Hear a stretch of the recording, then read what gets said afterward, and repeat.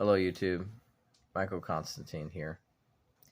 Tonight, a group of Latino people, men and women, along with their children, were waiting at a washateria that I went to steal my clothing and that of my children. They watched us for the better part of an hour and waited for an opportunity. And when I went outside, while my clothing was drying, along with that of my children, they grabbed it out of the dryer and bagged it up and snuck out of the facility. And when we went to check, all of our clothing was gone. We were left without any winter clothing as a result of this incident. I called the police and I told them what had happened. And I said, "What are you going to do about this?" They told me, "We're going to send a unit out to take report and take the video footage from the facility."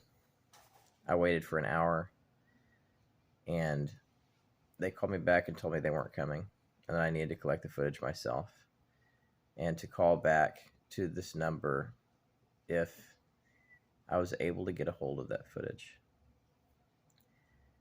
I've had a lot of criminal retaliation from Latinos because they don't like the fact that you call the police for help.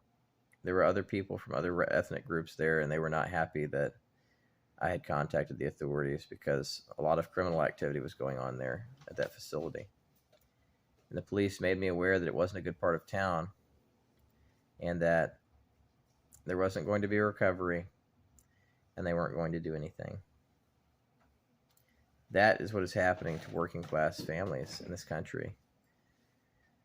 We've got a crime wave that is driven by massive illegal immigration. And I used to be pro-immigration. And I can tell you now that I am not, because repetitive experiences with cartel-affiliated Latinos and crime migrants doing exactly what happened to my family tonight have led us to lose our home and most of the material possessions that we had. They are a menace to this country and its people.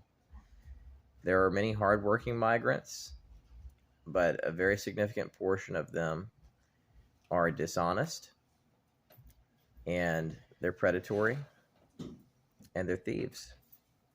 And if they get the opportunity to take from someone else that's here in a dishonest capacity, they will work together in concert with each other to steal from honest, hardworking individuals who have children. And I can tell you, because we've had so much stolen from us, we've been victims of crime so much throughout my life and our lives as a family, that I carry a gun now specifically because of people like this. At all times, I try to be prepared everywhere that I go. This is the second time this week that my family has been a victim of crime. The first time I was making deliveries somewhere as part of a job, and I pulled up, and two men who were trying to break into a property thought that we were watching them. They ran up on my car and tried to block the road, started yelling at us from outside the vehicle. And this is just ridiculous. I mean, what is going on in this country that law enforcement can't get these criminals under control and get them off the street? They need to be building a lot more prisons or something.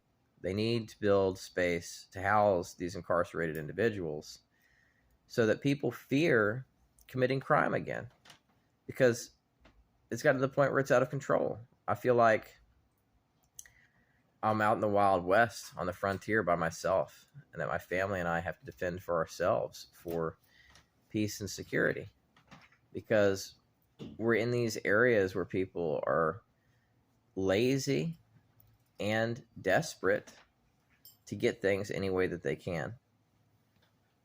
It's just got to change. Things have to change in America.